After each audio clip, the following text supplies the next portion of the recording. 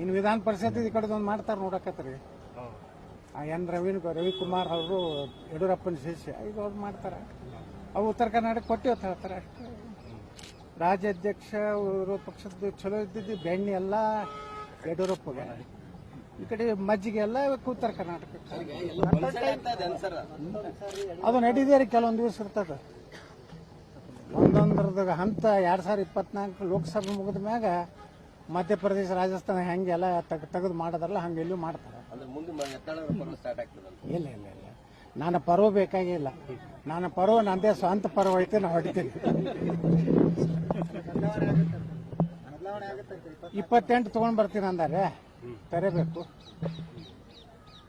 28, 27 ಬಂದ್ರು ಅದಕ್ಕೆ ಕ್ರಮ ತಗೋತಾರೆ. ಅವರು ಅರುಮೂರು ಆಗೈತವ್ರಿ. ಒಟ್ಟ ಮೊನ್ನೆ ಏನ್ ಹೇಳಿದ್ರು, ಹಿಜಾಬು ನಾವು ಇದನ್ನ ಮಾಡ್ತೀವಿ, ಹಾಕೊಂಡು ಹೋಗ್ರತ್ತ. ನಾವೇ ಹೇಳಿದ್ವಿ ಕೇಸರಿ ಶಾಲ ಹಾಕೊಂಡು ಹೋಗ್ರತ್ತ. ಅದನ್ನೇನಾರು ತೆಗೆದ್ರೆ ನಾವು ಎಲ್ಲ ನಮ್ಮ ಮಕ್ಕಳಿಗೂ ಕೇಸರಿ ಶಾಲು ನಾವೇ ಕೊಡೋರದು.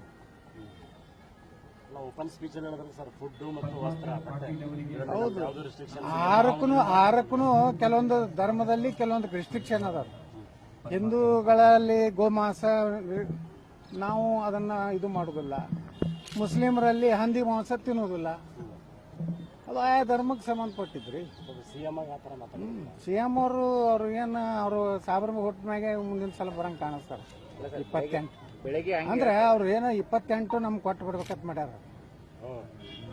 ಮೋದಿಯವ್ರು ಇರ್ಲತ್ತ ಹೇಳಿ ಇವತ್ತು ರಾಹುಲ್ ಗಾಂಧಿನ ಏನ್ ಮಾಡೋದು, ಮೋದಿಯವ್ರು ಆಗ್ಲತ್ತ. ಅವರೇ ಪಾಪ ಹಿಂಗೆಲ್ಲ ಹೇಳಿಕೆ ಕೊಡ್ತಾರ. ಬಹಳ ಬುದ್ಧಿವಂತರ.